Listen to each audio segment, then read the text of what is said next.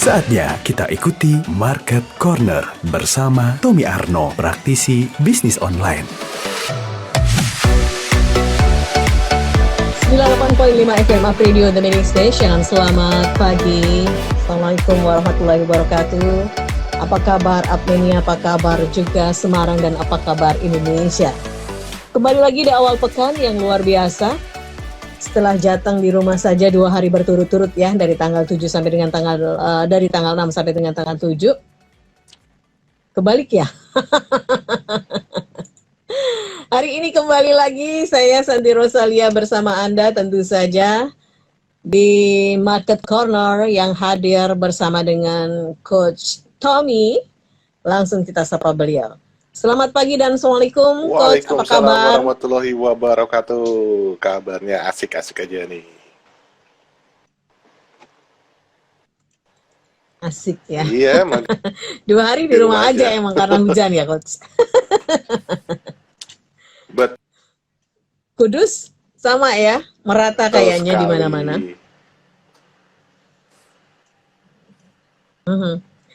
Baik.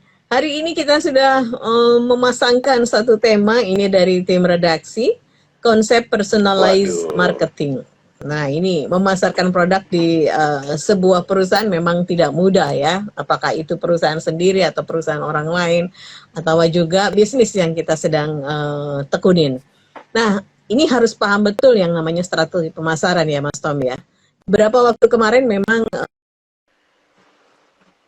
kita rajin aja dulu posting produk-produk kita atau jualan kita agar orang bisa lebih kenal produk-produk kita atau aware dengan produk yang kita tawarkan. Nah, ini bicara soal personalized marketing itu apa sih sebetulnya Mas Tom? Apakah di bisnis online ini juga perlu seperti itu juga? Perlu juga Mbak Santi. Nah, personalized marketing ini bahasanya agak tinggi ya sebetulnya ya. Tapi bahasa sederhananya adalah memaintain pelanggan sih. Jadi kita kan punya database nih, database pelanggan. Nah, disitulah kita harus memanfaatkan database itu agar terjadi repeat order. Atau juga bisa memperluas jangkauan karena kepercayaan atau kepuasan pelanggan ini nantinya akan membuat mereka itu sebagai marketing kita sebetulnya, seperti itu. Nah, memang strategi personalized marketing ini banyak sekali dilakukan oleh perusahaan-perusahaan besar atau orang-orang yang sudah paham bagaimana mengelola database. Nah, kadang-kadang kalau kita mungkin skalanya masih kecil, tidak terlalu aware tentang hal itu, karena masih fokus di jualan dulu kan.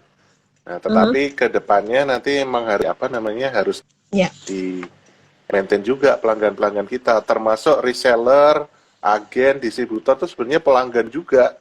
Makanya kita juga harus maintain mereka seperti itu. Ya, benar. Jadi yang namanya reseller ini juga bagian dari konsumen atau pelanggan yang memang luar biasa juga ya. Dia meningkatkan juga omset penjualan kalau dia lancar. Nah, hubungan seperti apa sih Mas yang dijalin antara pelanggan dengan kita ya sebagai pemilik produk atau penjual? Gimana Mbak? Agak putus-putus Mbak. Iya ini. Gambarnya juga agak putus-putus nih. Hubungan seperti apa yang idealnya dijalin ya Mas ya? Oke. Hubungan antara ya. Sebentar, karena ada teknik yang hubungan antara pelanggan dengan kita sebagai penjual atau pemilik produk. Ya, karena sebetulnya sumber uang dari usaha kita itu kan dari pelanggan. Dan saya mendapatkan contoh yang sangat bagus tuh dari pabrik jarum, Mbak. Saya waktu itu klien saya di sana dan salah satu dari PIC perusahaan tersebut tuh ngasih tahu amplop gaji, Mbak. Dan di amplop itu tertulis gede-gede, tertulis besar-besar bahwa gaji kamu dari pelanggan. Itu keren banget sih.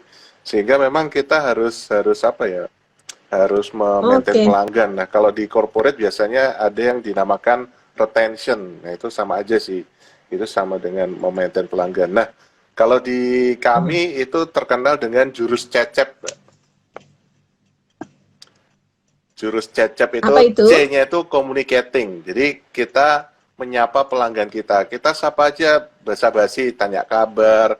Ini kan kondisi lagi COVID ya, tanya kesehatan dan sebagainya. Tapi jangan terus ngelantur gosip dan sebagainya. Kita cuma sebatas menyapa mereka, itu communicating. Ya, say Si hello. hello. Terus yang E-nya adalah educating. Jadi kita kalau misalnya menghubungi pelanggan dan menanyakan kembali bagaimana setelah menggunakan produk, apakah ada kendala atau bagaimana. Nah, kalau misalnya mereka masih belum Oke. memanfaatkan secara optimal produk kita, misalnya seperti itu ya. Nah, kita edukasi. Kemudian C lagi, cecep kan. C-nya itu adalah congratulation. Jadi kita mengucapkan ulang tahun, selamat hari raya Congratulations. atau apapun itu yang merupakan momen-momen yang ada di dalam 1 tahun. Jadi kita rutin melakukan itu. Atau kita khusus ketika mereka ulang tahun saja juga nggak apa-apa. Kita kasih souvenir, kita kasih kue ulang tahun dan sebagainya. Nah, yang terakhir adalah P, promotion. Nah, kita melakukan promosi jika memang ada program baru, misalnya ada beli 3 gratis 1 dan seterusnya. Jadi cecep ini bisa kita masukkan ke dalam program personalized marketing seperti itu. Jadi sebenarnya kan maksud dari personalized marketing itu kita secara individu menyapa mereka gitu. Ya, halo Mbak Santi, apa kabar? Bagaimana pengalaman dengan produk yang sudah Mbak Santi gunakan gitu. Nah, itu nanti kita juga akan mendapatkan inputan atau kritik atau saran dari Mbak Santi. Nah, orang Indonesia nih, terutama orang Oke. Indonesia itu kan senang kalau diperhatikan. Nah, apalagi sama sama pemilik produk misalnya atau perusahaan yang memiliki produk itu senang banget itu pasti. Nah, itu personalized marketing Ya. kayak gitu. Malah mungkin suruh Ya, foto ya, perkenal. Oke. Foto dong produknya Bu, yang sudah didapat gitu ya. Oke Mas, ini si Cecep ini sangat mujarab ya untuk diterapkan dalam personalized marketing ya. Dan biasanya beberapa orang sih ya kalau sudah menjual itu ya sudah gitu ya, tidak ada menanyakan kembali atau istilahnya betul. educating tadi. Contohnya misalnya saya membeli produk online itu bisa juga saya menggunakannya entar-entar gitu ya. Karena satu saya harus membaca sistemnya dulu, caranya dulu dan lain sebagainya. Entar deh kalau longgar kan. Itu penting banget Betul. ya Ya, jadi ternyata ya Mas enak ya. banget, Mbak. Contoh nyata nih. Saya kan pengguna fasilitas internet nih dari Indirumah itu ya. Nah, karena pembayaran saya tiap bulan itu besar, akhirnya saya tuh dikasih kayak asisten pribadi. Pak, saya namanya Anita ya. Saya Anita Ah, dari Indirumah. Bolehkah saya nanti akan menghubungi Bapak seminggu sekali untuk menanyakan ada kendala atau apapun tuh senang banget kita gitu. Jadi saya punya asisten pribadi untuk urusan internet. Jadi kalau ada ya. apa-apa saya tinggal hubungi dia aja. Nah, itu personalized marketing kayak gitu. Hmm. Iya. Jadi kita tidak bisa klaim hati ya kalau udah sampai ke servis bahwa secara ini Betul. personal gitu ya. Jadi hanya Ya, aku dan kau yang kalau melayani gitu ya. perbankan tuh Istilahnya seperti itu ya. nasabah prioritas, nah kayak gitu, Mbak. Nah, gitu ya. Nah, ini Mas, apa sih sebetulnya yang menjadi kalau tadi kan salah satu habit atau culture orang Indonesia itu senang untuk Ya. diperhatikan. Nah, sebagai penjual sendiri atau kita sebagai orang yang punya produk, kendalanya seperti apa sih Mas? Apakah ketidaktahuan atau memang ada konsep-konsep yang ini kan membutuhkan effort cukup besar untuk meluangkan waktu, kemudian database itu harus kita betul-betul punyai dari setiap pelanggan yang ada. Apa nih Mas yang harus dibenahin di situ? Ya, tentunya kita membenahi database ya, Mbak. Jadi database itu kan isinya macam-macam. Bisa data dari pelanggan, kemudian dia berapa kali atau berapa banyak dia order segala macam. Nah, itu sebetulnya kita bisa menampilkan 10 tertinggi seperti itu. Nah, 10 tertinggi ini yang kita maintain gitu. Ya, jadi kita memaintain 20%, tapi nanti akan mendapatkan omset yang 80% gitu loh. Jadi kita memaintain yang 10 untuk mendapatkan omset yang lebih besar. Karena bagaimanapun testimoni dari pengguna itu akan lebih powerful dibanding ownernya sendiri gitu loh. Oh, ini produkku bagus loh, yang ngomong ownernya, iyalah dia yang jualan gitu. Tapi kalau misalnya yang jadi Iya. marketingnya itu adalah pengguna, wah itu akan membawa massa yang dalam jumlah besar. Jadi seperti itu enaknya kalau kita bisa memaintain pelanggan, karena mencari pelanggan baru itu effortnya lebih besar dibandingkan memaintain pelanggan lama sebetulnya, Mbak. Dan nanti ketika kita bisa memaintain pelanggan lama, pelanggan baru akan muncul lewat mereka seperti itu. Dan kita tidak menggaji mereka. Oh, iya ya. Betul, betul, betul. Jadi mereka akan memberikan sebuah kepuasan itu dengan mode to mode ya. Dia akan berkabar kepada semua orang bahwa ini produk yang bagus. Nah, sering juga kan kita lihat ya Mas, kalau kita mau beli barang itu ada komen-komen dari pelanggan atau pembeli itu kan yang mengecewakan, ternyata nggak sesuai dan lain sebagainya. Ini penting banget ya untuk kita jaga agar yang keluar itu adalah positif-positif. Baik, oke, kita ketemu dengan Mas Irsad. Selamat pagi, Apredio dan juga Mas Tom. Tak tunggu-tunggu ternyata muncul juga. Oh ya, dari tadi sudah nunggu ya, mohon maaf. Iklannya banyak soalnya. Lagi kebanjiran iklan ya. Diselesaikan dulu. Amin. Sombong banget. Sombong lu. Oke. Irsyad menanyakan nih, banyak sekali Mas, kadang-kadang saya bingung untuk memberikan pelayanan kepada pelanggan. Banyak yang komplain, banyak juga yang enggak. Mana yang saya harus utamakan? Apakah yang enggak dulu karena ini akan memberikan atmosfer positif, atau yang enggak karena untuk bisa meminimalisir kekecewaan mereka? Terima kasih. Ya, Irsyad. pada dasarnya orang beli produk kita tuh karena dia menemukan solusi dari masalahnya di produk kita kan gitu. Ini harus digarisbawahi dulu. Sehingga akhirnya si para pelanggan itu berharap besar kepada produk kita kan.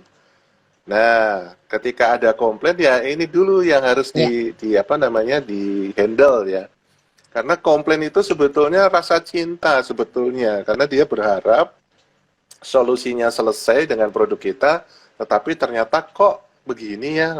Nah, bisa jadi edukasi dalam pemanfaatan produk itu kurang. Nah, akhirnya ya kita harus pertama handle dulu yang komplain. Nah, ini bagus banget kalau misalnya akhirnya pelanggan puas karena kita bisa menyelesaikan komplainnya dia gitu.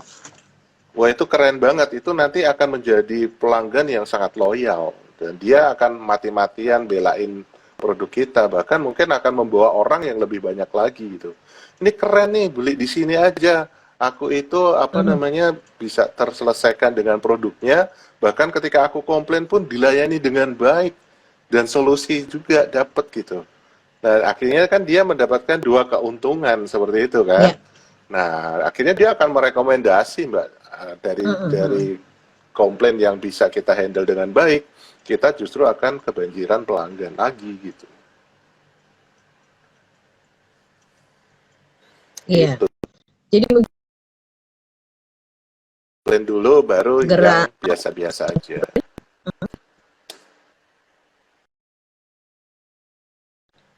Oke. Karena tadi ya untuk meminimalisir kekecewaannya, jadi harus segera ditanganin. Kenapa kalau anak kecil nangis itu tuh minta apa? Minta balon, ya udah beli balon dulu gitu ya. Kayak gitu ya. Tapi tadi garis besarnya adalah mereka yang membeli produk kita adalah mereka yang mencari solusi dari masalah yang dia hadapi ya, apapun itu. Salah satunya adalah ketika komplain, berarti itu adalah hal-hal yang perlu diselesaikan atau mendapatkan solusi dari Anda, Irsyad. Thank you. Banyak ini ya, memang ada banyak yang komplain, ada banyak yang puas, itu pelanggan kan beragam. Jokrio 14, terima kasih. Kemudian juga Asetianto, terima kasih. Katalog Galeri 24 Solo, Maksimalindri juga terima kasih. Ini Maksimalindri. Bang Joel nih namanya. Terus kemudian, ini disapa Mas. Ya, Bang Joel, thank you Bang Joel sudah menyimak Apredio. Thank you ya. Komplain itu cinta. Wah, betul ya. kemudian ada Bahtiar Fan, and then juga 48_second. Nah, Mas, komplain itu cinta. Tadi yang disampaikan oleh Mas Tom yang betul ya, komplain itu adalah sayang ya, bagaimana kita sudah menerima produk itu dan dia memberitahukan kepada pembeli bahwa ini ada sesuatu yang mengecewakan.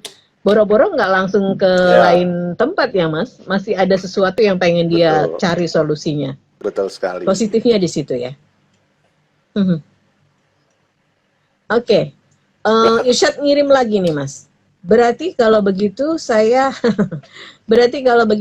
harus menangani dulu yang komplain ya Mas. Kira-kira sejauh mana saya harus memberikan solusi kepada dia atau sampai tuntas, atau kalau memang dia orangnya ngeyel gimana tuh? Oke. Ya, yang pertama memang untuk menjawab semua komplain yang ada, itu pentingnya kita intim dan mengetahui banget product knowledge dari produk kita gitu kan. Nah, kalau misalnya nanti kalau saya pribadi, saya akan selesaikan secara tuntas. Kalaupun nanti bagian terjeleknya harus refund ya nggak ada masalah gitu ya kan. Yang penting masalah selesai titik gitu, sehingga tidak jadi jadi borok lah istilahnya, jadi luka gitu kan. Nah, karena gini loh, netizen sekarang tuh kejam-kejam ya. Masalah kecil tuh bisa jadi besar banget gitu kan. Nah, dan kalau ini kita belum jadi perusahaan yang mapan banget, itu akan berpengaruh ya. Karena ada tuh contohnya ada food vlogger yang akhirnya mereview sebuah makanan, dia bilang nggak enak, itu warung langsung sepi loh. Itu kan harusnya dia nggak etis lah menyatakan kayak gitu kan. Itu artinya dia mematikan rezeki orang. Nah, apalagi kalau kita misalnya tidak cakap dalam menghandle komplain.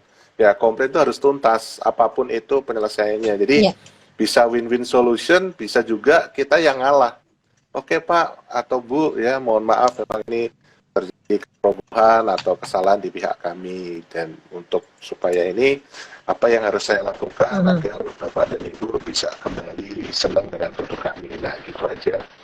Jadi harus tuntas, jangan nanggung ya. Orang itu apalagi orang Indonesia tuh harus dipuaskan lah istilahnya. Apalagi dia sudah beli kan.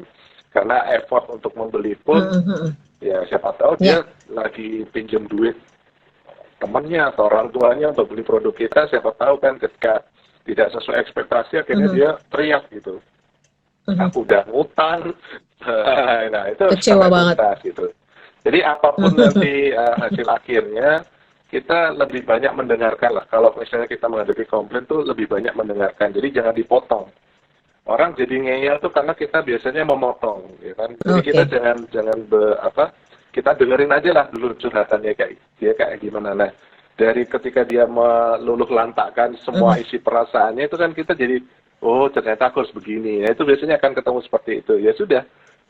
Biasanya sebagai orang yang dikomplain, ya harus ngalah sih. Saya biasanya kayak gitu. Kalau kita berusaha untuk menang juga, itu nggak akan selesainya. Ya. Jadi sekalipun nanti sampai refund ya misalnya ya Mas, dia minta, yuk kembali gitu, nggak apa-apa deh ya. Hitung-hitung ini adalah bagian dari, betul. Ini dari pemulihan sebuah brand gitu ya. Oke, ini ada Naini dari 088 sekian. Selamat pagi Apredio dan juga Coach Tom. Enaknya menggunakan apa ya untuk membangun komunikasi dengan konsumen agar personalized marketing itu bisa maksimal, Mas Tommy? Maksudnya gimana nih? Mungkin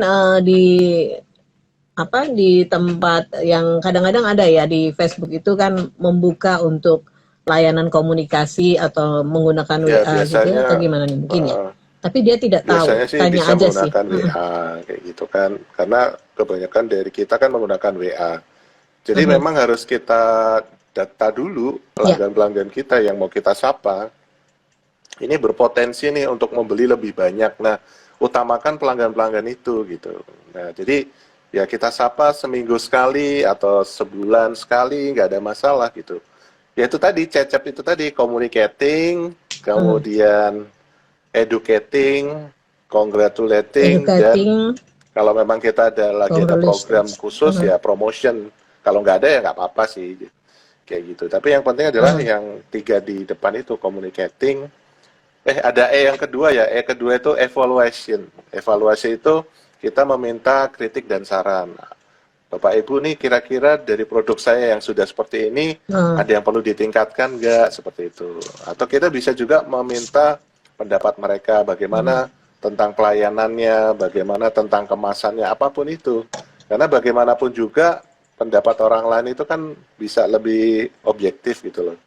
Ini ya bagus menurut saya belum tentu bagus untuk orang lain kan seperti itu. Jadi ya Cecep nih jurus yang sangat dasar lah ya. Betul. Jurus yang sangat dasar dan powerful.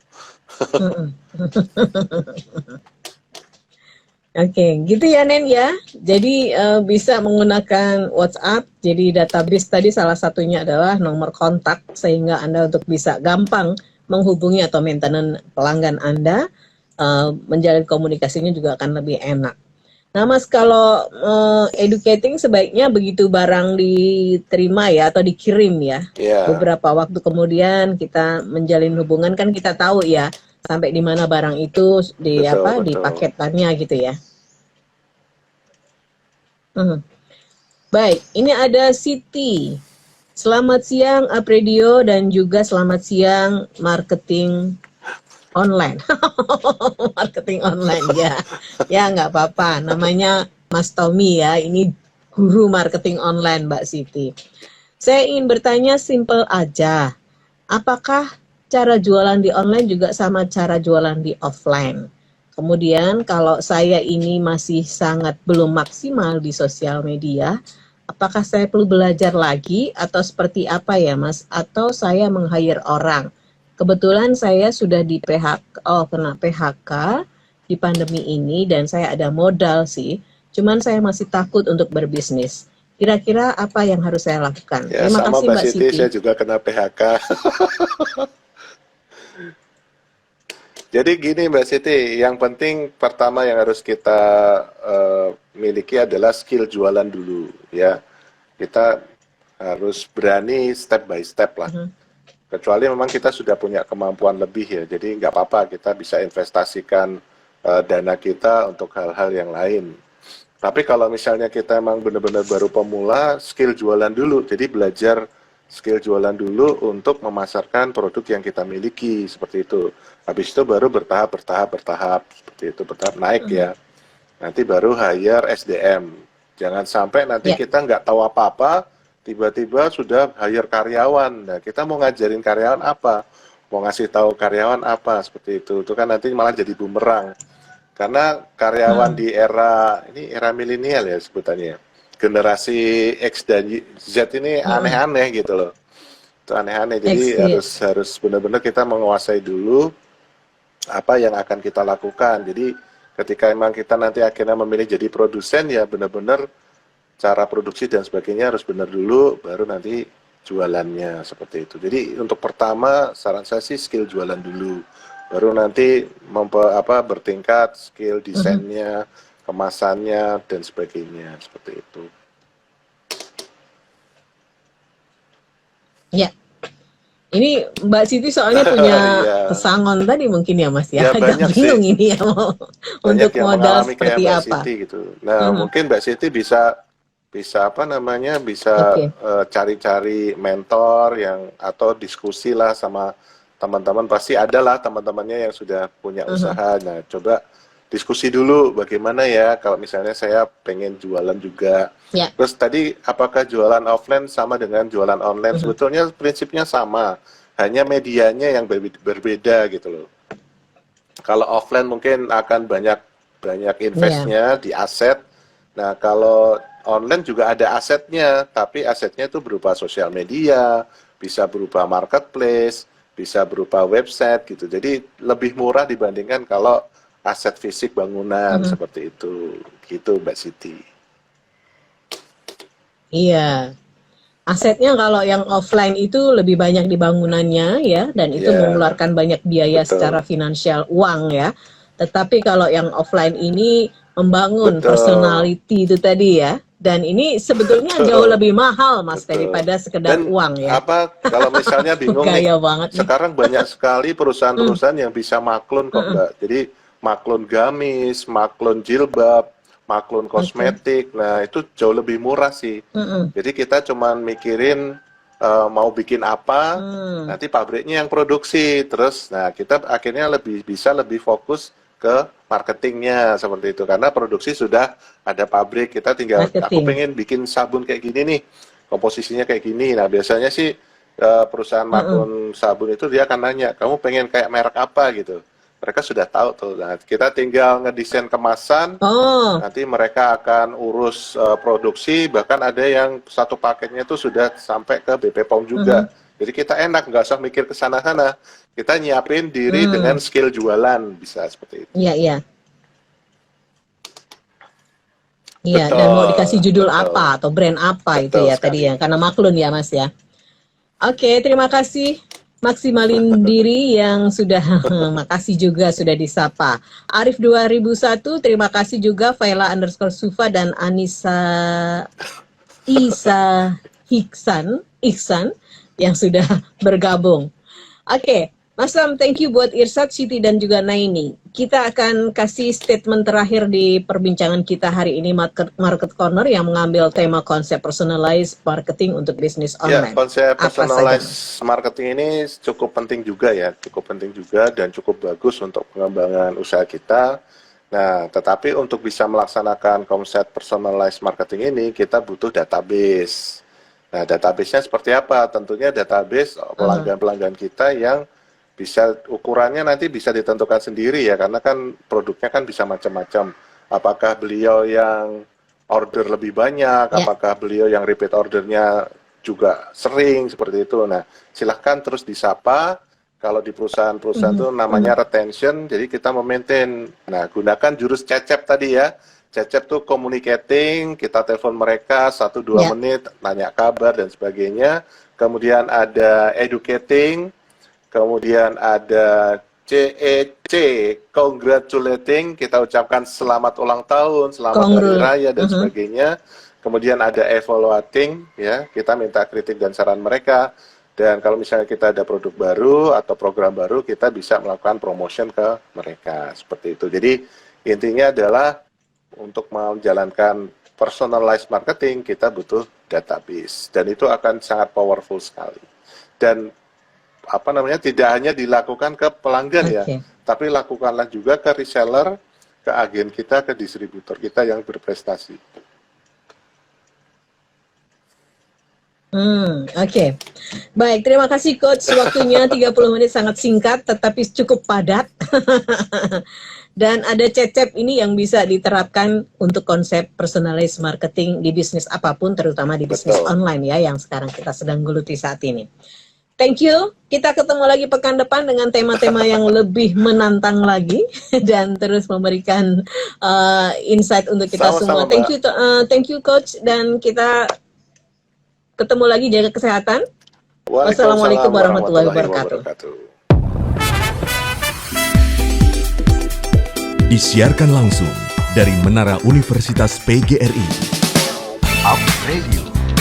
Jalan Sidodadi Timur, nomor 24 Semarang. Inilah 98.5 FM. Up Radio, the Meaning Station.